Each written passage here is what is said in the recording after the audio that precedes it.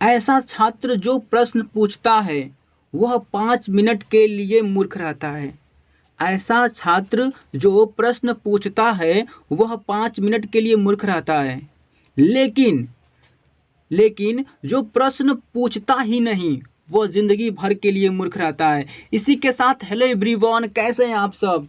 आप सभी का हमारे YouTube channel Chandra coaching Ghazipur में स्वागत है। मेरे प्यारे बच्चों, मैं आज आप लोगों के लिए हिंदी का बहुत ही मोस्ट आइम्पिक टॉपिक ला चुका हूं। ठीक है, आज हम लोग देखिए, आज हम लोग पद से पढ़ेंगे most important question for board exam 2022। देखिए बच्चा, जो बच्चे 2022 में अपना एग्जाम देना चाहते हैं ना, बोर्ड एग्जाम का, क्लास 10th के विद्यार्थी, उनके लिए ना मैं बहुत ही मोस्ट इंपोर्टेंट क्वेश्चन लाया हूँ। ओके, देखिए ये आपकी वीडियो का पार्ट 2 है, मैं पार्ट 1 बना चुका हूँ। ये पद के लिए है, ये पद के लिए है, मैं गद्य के लिए बना चुका हूँ इंपोर्टेंट क्वेश्चन, और ज़्यादा लंबी वीडियो नहीं है, आप उसे ज़रूर देख कर एग्जाम में जाइएगा। ओके बच्चों, तो चलिए बिना देरी के हुए शुरू करते हैं आज के इस इम्पोर्टेंट क्वेश्चन को। देखिए, हम लोग का जो फर्स्ट क्वेश्चन है वो है आपका, रीतिकाल की दो प्रमुख प्रवृत्तियां, यानी कि प्रवृत्तियों को आप लोग कह सकते हैं विशेषताओं।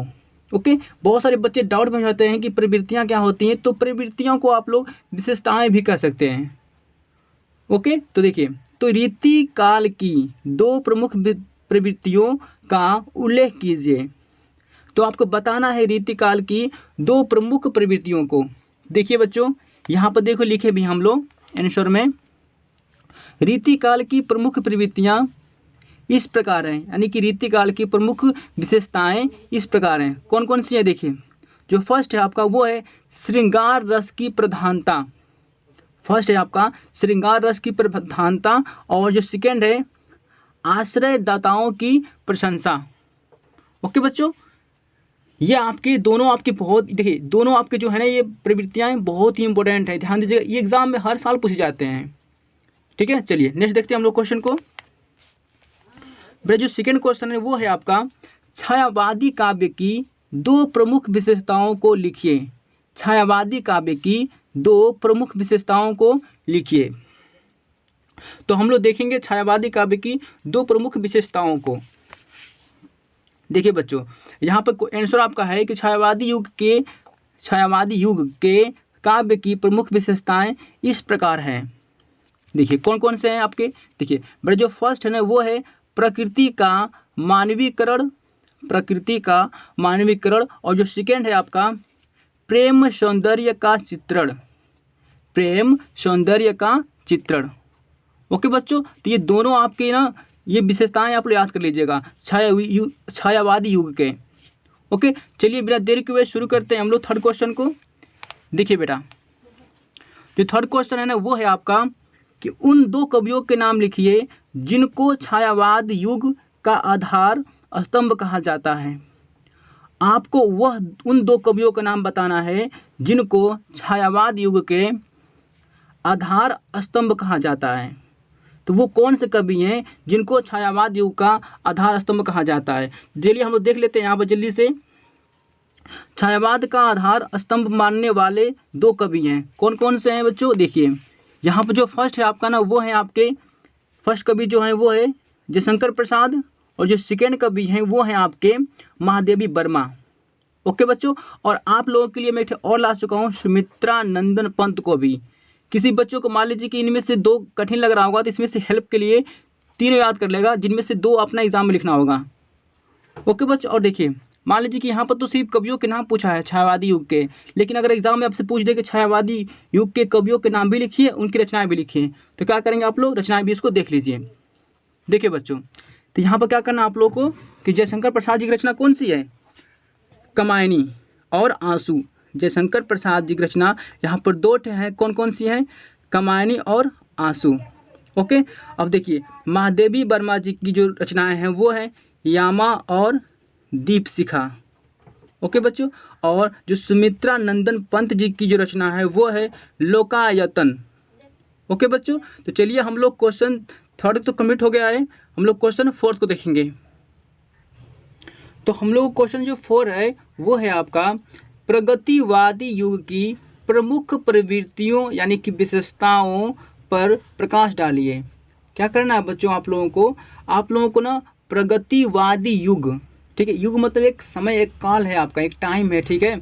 तो कह रहा है कि प्रगतिवादी युग की प्रमुख प्रवृत्तियों थोड़ा सा कठिन वर्ड लग रहा होगा तो इसीलिए लिख दिया हूँ क्वेश्चन में विशेषताओं। प्रवृत्तियों कहिए चाहे विशेषताओं कहिए, दोनों बात एक ही है, ठीक है। तो कह रहा है कि प्रगतिवादी युग की प्रमुख प्रवृत्तियों पर प्रकाश डालिए। तो आपको बताना है ना प्रगतिवादी युग की प्रमुख विशेषताएं। चलिए हम लोग जल्दी से देख लेते हैं इसका आंसर। यहाँ देखिए बच्चों, लिखा है प्रगतिवादी युग के काव्य की प्रमुख विशेषताएं इस प्रकार हैं। कौन कौन से देखते रहते हैं हम लोग। देखिए जो फर्स्ट है ना वो हम लोग का है साम्यवादी विचारधारा से प्रभावित। जो फर्स्ट है ना वो क्या है आपका, साम्यवादी विचारधारा से प्रभावित, ओके। और जो सेकेंड है वो है आपका छंदों के बंधन की उपेक्षा, छंदों के बंधन की उपेक्षा। और हम लोग का जो थर्ड है वो है बच्चा आपका मानव मात्र के कल्याण के लिए मानवतावादी दृष्टिकोण, ओके बच्चों। यानी क्या है आपका थर्ड वाला, मानव मात्र के कल्याण के लिए मानवतावादी दृष्टिकोण, ओके। तो ये आपके तीन हैं आपके प्रगतिवादी युग की प्रमुख प्रवृत्तियां हैं, ठीक है बच्चों। चलिए हम लोग देखेंगे नेक्स्ट क्वेश्चन को। देखिए नेक्स्ट क्वेश्चन जो हम लोग का है ना वो है आपका छायावाद युग के 2 महाकाव्यों के नाम लिखिए। ये सारे क्वेश्चन आपके एग्जाम की दृष्टि से बहुत ही इंपॉर्टेंट है, हर साल पूछे जाते हैं बच्चों, ठीक है। इनको बिल्कुल आप लोग ऐसे मत सोचिएगा कि नहीं एग्जाम में नहीं आएंगे, इम्पोर्टेंट बहुत ही ज़्यादा है। तो चलिए देखते हैं हम लोग 5वें क्वेश्चन को कि छायावाद युग के 2 महाकाव्यों के नाम कौन कौन से हैं। तो वो है आपके, पहला है आपका साकेत और दूसरा है बेटा आपका कमायनी। फर्स्ट है आपका साकेत और दूसरा है आपका कमायनी, ठीक है। साकेत यहाँ पर है, एक्चुअल में यहाँ पर साकेत होगा, ठीक है बच्चों, साकेत, ठीक है। यहाँ पर 2 लिखा गया आपका, यहाँ पर साकेत होगा आपका, ओके। चलिए और नेक्स्ट हम लोग देखेंगे यहाँ पर 6 क्वेश्चन को कि रीतिकाल के 2 प्रमुख कवियों के नाम लिखिए। आप लोग क्या करना है कि रीतिकाल के, यानी कि रीतिकाल का एक टाइम है, ठीक है। तो रीतिकाल के 2 प्रमुख कवियों के नाम बताना है आपको। देखिए बच्चों रीतिकाल के जो 2 प्रमुख कवि हैं ना वो हैं आपके, देखिए फर्स्ट हैं आपके बिहारी जी, ओके। जो दूसरे हैं आपके केशव दास, ओके बच्चों। और हम यहाँ पर देखिए 2 आपके यहाँ पर कौन है रीतिकाल के प्रमुख कवि, पहला है बिहारी और दूसरे हैं आपके केशव दास, ओके। अगर आपसे एग्जाम में ये भी पूछ दे कि नहीं रीतिकाल के 2 प्रमुख कवियों के नाम भी लिखिए और उनकी रचनाएं भी लिखिए, तो रचना भी आपको याद कर लेनी पड़ेगी, ठीक है। देखिए यहाँ पर तो कवि आपके बिहारी जी की जो रचना है वो है बिहारी सतसई। कितना आसान है ना, बिहारी नाम से ही पड़ गया आपकी रचना, तो बिहारी सतसई, ओके। और जो केशव दास जी की जो रचना है ना वो कौन सी है, तो रामचंद्रिका, ओके। और एक और इनकी रचना है, कौन सी है वो, कवि प्रिया। तो इन दोनों में से किसी एक को याद कर लीजिएगा, आप लोग का काम हो जाएगा, ओके बच्चों। तो चलिए आज आप लोग जितने भी क्वेश्चन पढ़े ना सारे एग्जाम की दृष्टि से बहुत ही इंपॉर्टेंट थे, ओके बच्चों।